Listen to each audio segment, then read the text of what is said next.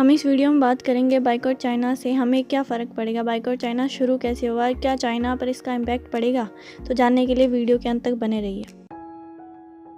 जैसा कि आप जानते हैं, भारत में चाइना और चाइनीज़ प्रोडक्ट को बैन करने के लिए बहुत से प्रदर्शन चल रहे हैं, जिसके चलते बहुत से लोग जिन्होंने चाइनीज़ प्रोडक्ट ख़रीदे हैं वो अपने अपने प्रोडक्ट्स को तोड़ रहे हैं, उनको जला रहे हैं। क्या ये करना सही रहेगा? क्योंकि जो चीज़ हमने पैसे दे के पहले ही ख़रीद ली है, जिसके हमने पैसे दे दिए हैं, तो वो पैसे तो ऑलरेडी कंपनी के पास जा चुके हैं। तो अब अगर हम उस चीज़ को तोड़ रहे हैं तो इसमें किसका नुकसान है? हमारा ही नुकसान। तो इस तरह भावनाओं में बहकर खुद का ही नुकसान करना किसी भी तरीके से सही नहीं है। लेकिन इसकी जगह पर हम एक चीज़ ज़रूर कर सकते हैं। जो चीज़ ख़रीद ली हमने उसका तो कुछ नहीं कर सकते, लेकिन आगे कभी अगर वो चीज़ ख़राब होती है तो उसकी जगह पर हम जब भी कोई नई चीज़ लेने जाते हैं तो वहाँ पर हम मेड इन चाइना या फिर कोई ऐसी कंपनी जिसको चाइना ने इन्वेस्ट किया है उससे वो चीज़ ना खरीदें। और एक चीज़ और देखी होगी आपने कि बहुत से नेता प्रदर्शन कर रहे हैं कि चाइना को बैन किया जाए। जो खिलौने बेच रहे हैं चाइना से बने हुए, मेड इन चाइना के, उनकी दुकानों को तोड़ रहे हैं, उनके सामान को तोड़ रहे हैं, जगह जगह पर कुछ ना कुछ जला रहे हैं चाइनीज़ प्रोडक्ट्स को। और साथ ही वो जो खाना बनाते हैं, चाइनीज़ खाना जो बनाते हैं, उनको भी बंद करने के लिए बोल रहे हैं। तो एक बार सोच के देखिए, जिन्होंने वो खिलौने ख़रीदे हैं, उन्होंने तो वो चीज़ें चाइना को पैसे दे के ख़रीदे हैं। तो अब अगर हम उनकी दुकानों को या दुकान के खिलौनों को तोड़ेंगे तो अब नुकसान किसका होगा? उस दुकान वाले का होगा, ना कि चाइना का होगा। और रही बात चाइनीज़ खाना बनाने वाले की, तो खाना बनाने वाला और खाना बनाने में जो मटेरियल यूज़ हो रहा है वो, और जो खाना खा रहे हैं वो सब भारतीय हैं। ना कि ऐसा हो रहा है कि हम चाइना से बना बनाया खाना मंगवा रहे हैं और वो लोगों को सर्व कर रहे हैं। ऐसा तो है नहीं। तो बनाने वाला हमारा है, खाने वाले हम हैं। तब नुकसान किसका होगा? उस भारतीय का होगा जो चाइनीज़ खाना बना रहा है और बेच रहा है, ना कि चाइना का। इसकी शुरुआत बहुत पहले हो गई थी, जिसकी वजह थी टिकटॉक की वजह से। सोशल मीडिया पर बैन टिकटॉक बहुत फेमस था, जिसके साथ साथ कुछ लोग चाइना को बैन और प्रोडक्ट्स को बैन करने के लिए भी बोलते थे, लेकिन इतना बड़ा नहीं था।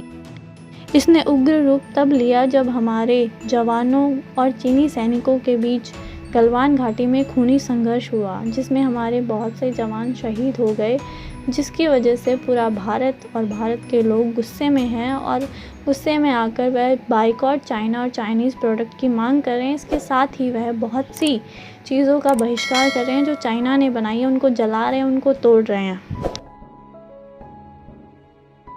अब हम दोनों देशों के ट्रेड पार्टनरशिप के बारे में बात करते हैं। सबसे पहले बात करते हैं भारत की। भारत का सबसे बड़ा ट्रेड पार्टनर जो है वो है अमेरिका, जो कि है 11.3%।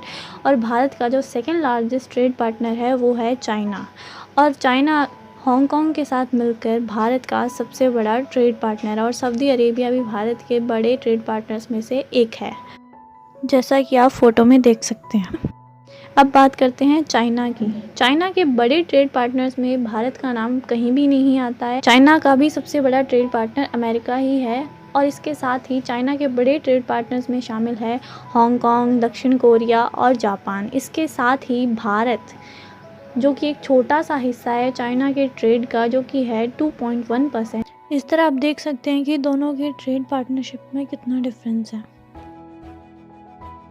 भारत चीन पर कितना निर्भर है? भारत जितना टोटल इंपोर्ट करता है उसका 23% इंपोर्ट चाइना से होता है। भारत में ऑटोमोबाइल सेक्टर, इलेक्ट्रॉनिक्स, फर्नीचर से लेकर घरेलू उपयोग में आने वाली चीज़ें भी चीन से इंपोर्ट की जाती हैं। इसका जीता जागता उदाहरण है कोविड-19 के समय भारत के ऑटोमोबाइल सेक्टर में आई मंदी। भारत की फार्मा इंडस्ट्री जो उत्पादन के आधार पर विश्व में 30 नंबर पर आती है, जबकि प्राइस के आधार पर यह 14 नंबर पर आती है। दवाइयाँ बनाने के लिए जो रॉ मटेरियल काम में लिया जाता है उसके लिए भी भारत चाइना पे डिपेंडेंट है। आंकड़ों की माने तो 2019 में लगभग 70% आयात चाइना से हुआ था। आंकड़ों की मदद से आप देख सकते हैं कि हम जितना चाइना से आयात करते हैं, चाइना हमसे उससे बहुत कम आयात करता है। यही वजह है कि हम चाइना पर ज़्यादा निर्भर हैं, जबकि चाइना हम पर बहुत कम निर्भर है। क्या बाइकआउट चाइना या चाइनीज़ प्रोडक्ट से चाइना को कुछ फ़र्क पड़ेगा? अगर देखा जाए तो लगभग सभी देशों के बड़े ट्रेड पार्टनर्स में से चाइना एक है। और अगर वहीं भारत को देखा जाए तो वह चाइना के इंपोर्ट और एक्सपोर्ट का एक छोटा सा हिस्सा है। तो देखा जाए तो बाइकआउट चाइना से चाइना को बहुत कम नुकसान होगा। क्या बाइकआउट चाइना से हमें कोई फ़ायदा होगा? अगर देखा जाए तो कोई फ़ायदा नहीं होगा, क्योंकि जो मैंने आपको आंकड़े बताए हैं, जो मैंने आपको बताया है, उस हिसाब से चीन हम पर कुछ ख़ास निर्भर नहीं है, ना ही वो हमारे ऊपर डिपेंडेंट है। इसलिए ऐसे बायकॉट करने पर चीन को कोई नुकसान नहीं होने वाला है, उसे कुछ भी फ़र्क नहीं पड़ेगा, आप ये मान सकते हो। एफडीआई मार्केट पोर्टल की रिपोर्ट के अनुसार भारत में चाइनीज़ कंपनीज़ का इन्वेस्टमेंट लगातार बढ़ रहा है। एफडीआई मार्केट्स की रिपोर्ट के अनुसार 2010 में 21 चाइनीज़ कंपनियां भारत में इन्वेस्ट करती थी। 2019 आते आते इन कंपनियों की संख्या 48 हो चुकी। 2003 और 2020 के बीच लगभग 225 चाइनीज़ कंपनियों ने भारत में इन्वेस्ट किया है। अभी अगर प्रेजेंट की बात करें, हुआवे और Xiaomi के पास अभी भी 13 ऑनगोइंग प्रोजेक्ट्स हैं, और ZTE और Vivo की बात करें तो उसके पास अभी 5 ऑनगोइंग प्रोजेक्ट्स हैं, जैसा कि आप फोटो में देख सकते हैं। अगर बात की जाए टूरिज़्म की, पर्यटन की, तो हर साल लगभग 8 लाख भारतीय चाइना जाते हैं और वहीं सिर्फ 2.5 लाख चाइनीज़ भारत आते हैं। 1999 में लगभग 80,000 भारतीय चाइना गए थे और 2016 आते आते यह आंकड़ा 10 गुना होकर यानी कि 8 लाख हो चुका है।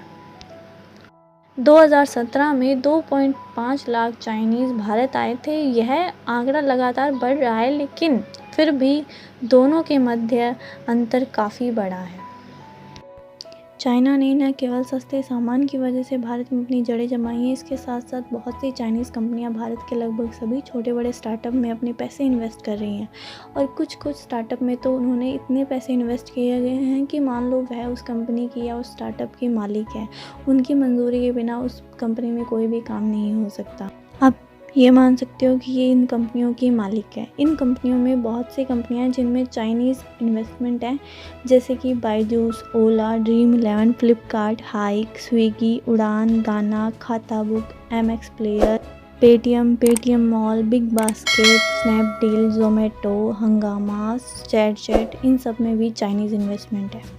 इन सभी छोटे बड़े स्टार्टअप में इन्वेस्ट करने का काम शायद हमारी सरकार की स्कीम स्टार्टअप इंडिया का था, लेकिन कहीं ना कहीं इस स्कीम में कमी रह गई, जिसकी वजह से हमारी स्टार्टअप में पैसे चाइनीज़ कंपनियों ने इन्वेस्ट किए और वह उसका फ़ायदा उठा रही हैं। चाइनीज़ ऐप जिनको हम बंद करके किसी दूसरे देश या फिर भारत देश में बनी हुई ऐप्स को इंस्टॉल कर सकते हैं और उनको यूज़ कर सकते हैं। टिकटॉक ऐप जो कि एक फेमस ऐप है, उसको हम रोपोसो से रिप्लेस कर सकते हैं, जो कि इंडियन है। शेयरिट को गूगल फाइल से रिप्लेस कर सकते हैं। जूम ऐप को माइक्रोसॉफ्ट टीम्स या फिर गूगल मीट्स के साथ रिप्लेस कर सकते हैं। यूसी ब्राउज़र को हम गूगल क्रोम से रिप्लेस कर सकते हैं। शीन और क्लब फैक्ट्री को हम अमेज़ॉन, फ्लिपकार्ट और स्नैपडील से रिप्लेस कर सकते हैं। यूसी न्यूज़ को हम हमारे देश के बहुत से न्यूज़ चैनल और वेबसाइट और एप्लीकेशंस होती हैं जो हमें न्यूज़ प्रोवाइड करती हैं, हम उनको इंस्टॉल कर सकते हैं। जैसा कि आप देख सकते हैं फोटो में बहुत सी चाइनीज़ ऐप्स के नाम हैं। अगर आपके फ़ोन में वो ऐप्स हैं तो आप उन्हें अनइंस्टॉल कर सकते हैं, अगर आपकी मर्ज़ी हो तो। बाइकॉट चाइना और बैन चाइना से किस पर कितना असर पड़ेगा? इसका सबसे ज़्यादा असर पड़ेगा गरीब तबके के लोगों पे, जो गरीब हैं, जिनकी इनकम बहुत कम है, उन पर सबसे ज़्यादा असर पड़ेगा, क्योंकि उनकी जितनी आय होती है उनमें वह सस्ते से सस्ता सामान खरीदना चाहते हैं जो उन्हें ज़िंदगी जीने के लिए चाहिए होता है।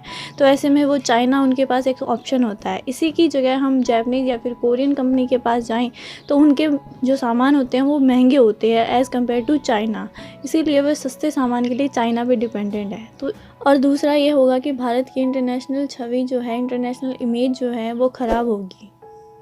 इसका सबसे ज़्यादा नुकसान होगा एक्सपोर्टर्स को, क्योंकि जब हम चाइना को बाइकआउट करेंगे तो चाइना भी हमें बाइकआउट करेगा, तब वो हमसे सामान क्यों खरीदेगा। इस तरह सीमा विवाद को बाइकआउट में बदलना इस समस्या का हल नहीं है, क्योंकि कोविड-19 की वजह से हमारी अर्थव्यवस्था वैसे ही हिली हुई है। अगर हम बाइकआउट चाइना करते हैं तो हमें लंबे समय तक अंतर्राष्ट्रीय संघर्ष झेलना पड़ेगा, जो कि भारत की अर्थव्यवस्था के लिए बिल्कुल भी ठीक नहीं है। एक भारतीय होने के नाते हम क्या कर सकते हैं, सबसे पहले तो हम हमारे फ़ोन में जो चाइनीज़ ऐप्स हैं उनको हटा सकते हैं।